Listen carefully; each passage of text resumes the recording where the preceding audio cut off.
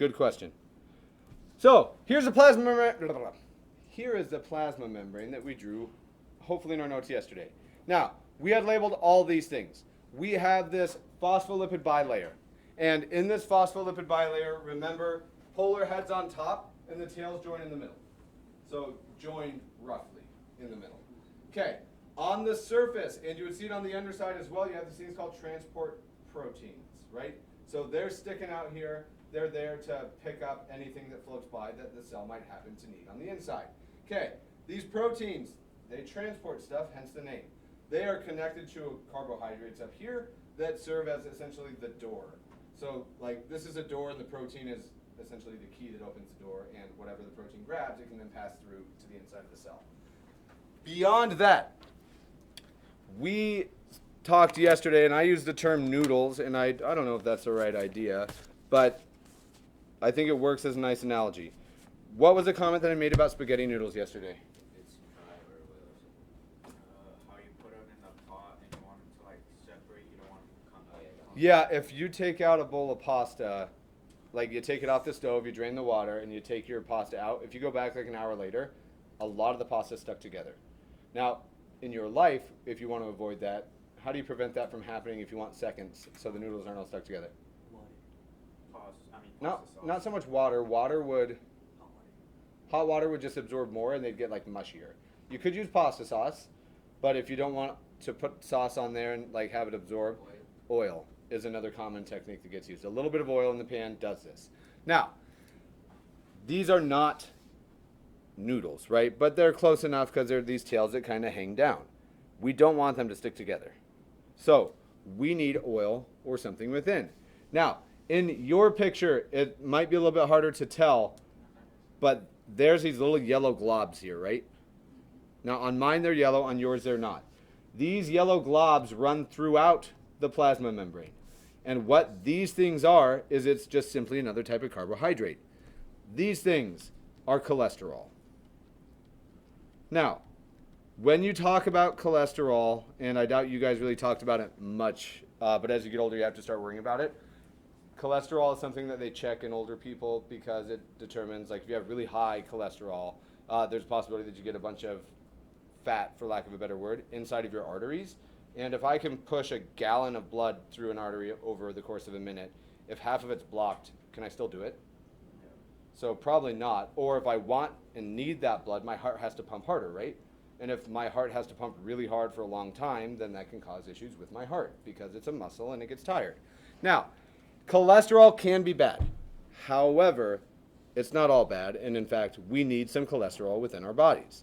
Now, we talked about cholesterol and steroids being those extra little pieces of our carbohydrates. This cholesterol in here, it's a carb, so it's a fatty acid, a fat, a lipid, right? This thing simply serves to prevent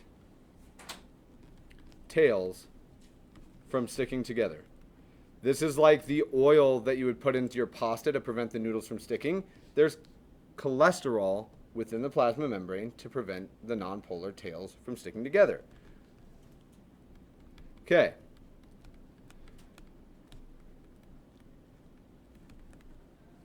So, this little picture, just so you guys know, I'm trying to write less for everybody. I'm not just your class, like in all of the classes. We do a pretty good job of talking a lot in here, and I assume we write way less when we talk. But just so you know that this little picture that we just covered and the things that we talked about it cut off like 10 paragraphs of writing in your text. This is a really fast summary. Okay, questions about any of those pieces? Now, yesterday we saw a picture of really pretty tile work that might be found in like a pool or a bathhouse. What do we call it when we tile all those things together to make a picture? Titleist. It's a good guess. Something. Mosaic. It's a mosaic. Now, when we look at this, there's a lot of things biologically that have a pattern that looks like it fits together very specifically, which would be like a mosaic idea. When we look at this, remember what this serves the purpose for. Is it possible that I have some oxygen floating out here? Yeah. Okay. Now, the oxygen, it can't just get into the cell yet. It's floating through our blood. Whatever this cell happens to live in, let's just say hypothetically we have this lovely oxygen, and here it is. And we'll say that that's like an O2. And wherever this cell is, some oxygen is floating by. Is it possible this cell needs some oxygen? So who's going to grab this as it floats by, do you think? The transport protein. Okay, so the transport protein grabs it. The actual mechanism to how this happens is beyond what we're looking at. But essentially it says, hey, oxygen, you need to be inside. So it moves down through the door, right? And then it has to move through here.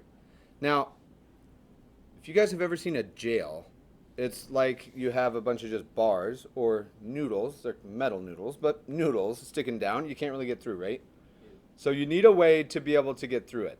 Now, when we talk about cells, somehow this oxygen has to get through and it has to come out on the inside of the cell to be used for other purposes. To make this work, we need this plasma membrane, specifically where my nonpolar tails meet, to be able to move and slide around to let stuff through. Now, this, I don't love the language, but it's the common language that we use. The tails between polar heads, and we're going to make a comment here, between the polar heads of our plasma membrane, which is the exterior interior of our cell. Between polar heads,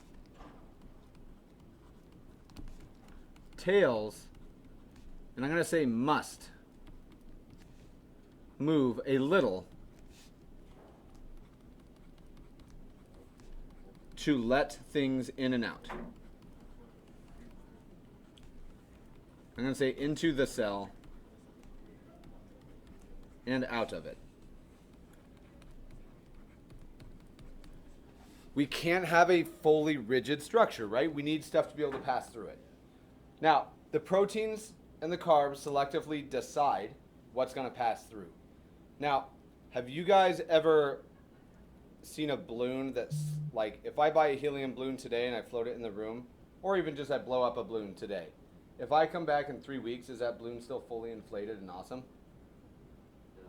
No. Like, it's probably kind of sad and like nowhere near what it was once. What happened to the air? Like, the same amount of air still in it or no? Where did some of the air go? Now, it happens really slow, right? But the word that we use is permeates. It passes through this. Like, to permeate is to pass through something. So, when we look at these cells, there's a couple things, or these plasma membranes around cells, there's a couple things that we just need to make sure we have locked in. First and foremost, the plasma membrane. Can I cough out some mucus real quick in the bathroom? I did not hear what you said. Can I cough out mucus real quick in the bathroom? You could just ask him to go to the bathroom, but yeah, that's fine. Okay, the plasma membrane is, or has rather, permeable means what again? So something permeates it, like a balloon permeates air out of it over the course of a month. It like goes through. It lets it out. It just passes through, right? Like, I know that balloons hold air, but they don't hold air forever because some of that air winds up escaping because air is smaller than the rubber that makes a balloon. Okay. Plasma membrane has what we call selective, which means it gets to choose selective permeability. Permeability. And all that means is it gets to pick and choose what's allowed to move in and out of the cell. And it happens via those transport proteins. Selective permeability. It picks what passes through. Okay. Beyond that, once we've already determined that, okay, some things it lets in and out via these transport proteins and such, we also need a way to actually let stuff move through it. And the way that it's commonly discussed is the fluid mosaic model.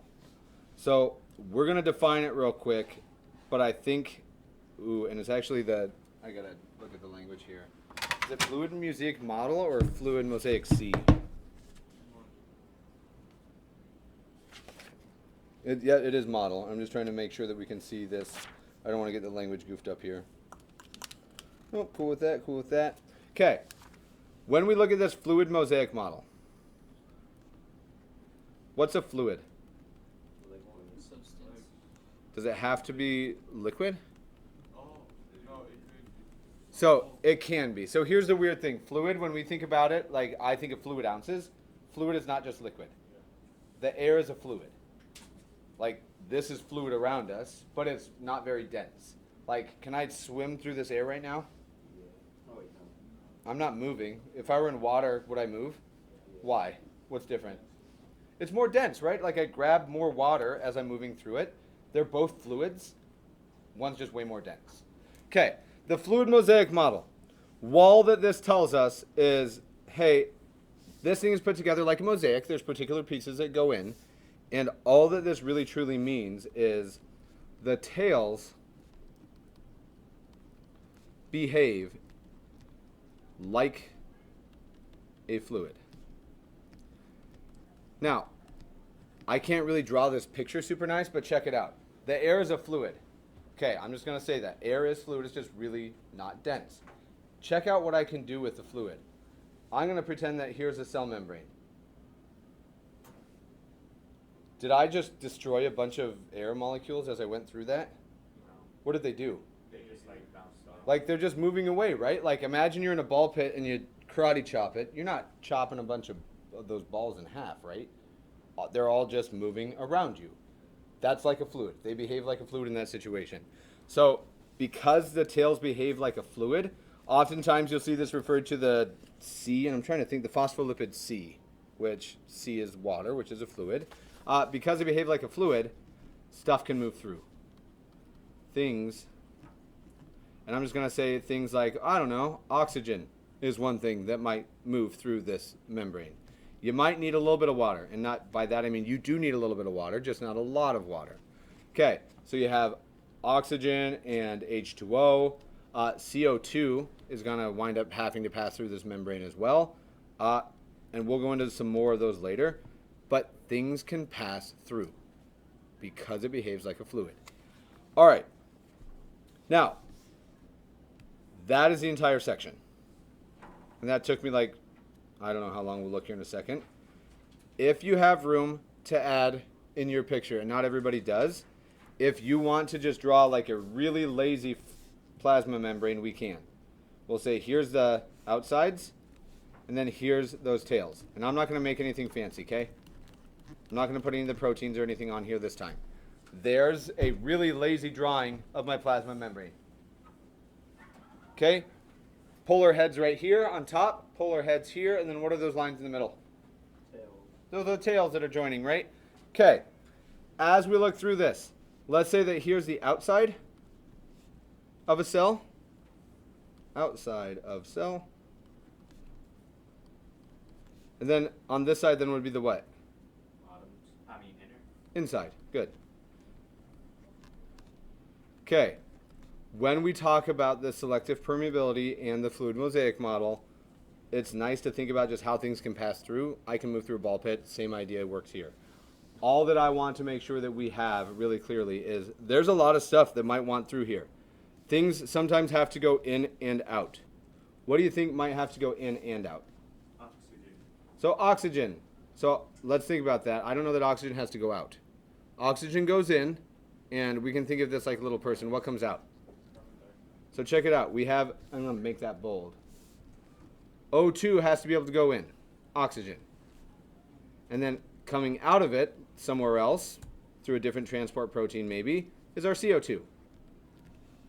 Okay. We need that permeability to let these things in and out.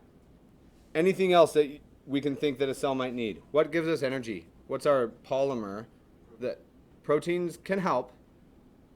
Where's the real all of our energy come from? If not, so some of it comes from lipids. If you're going to run a race tomorrow, what are you going to have for dinner?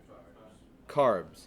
So an easy carb that comes in and out of cells is glucose. That's our nice monosaccharide, but we'll just call it glucose. I think I have any more room. And then is it possible, and I'm not going to put anything else, is it possible that there's things that come and want to get in, but they're not supposed to be in there, so they just get turned away? Yeah. Yeah, because it's selectively permeable. Cool. This is the basic function of how cells get in and out. Next section, when we start discussing it, we will go more in depth about how does stuff actually move inside and outside of this cell. Cool. All right. For now, that's all I have for 7.2. Next few minutes, I want you to do a few things for me. First, I'm going to call this homework, but I hope and assume that you guys will finish this up today in class.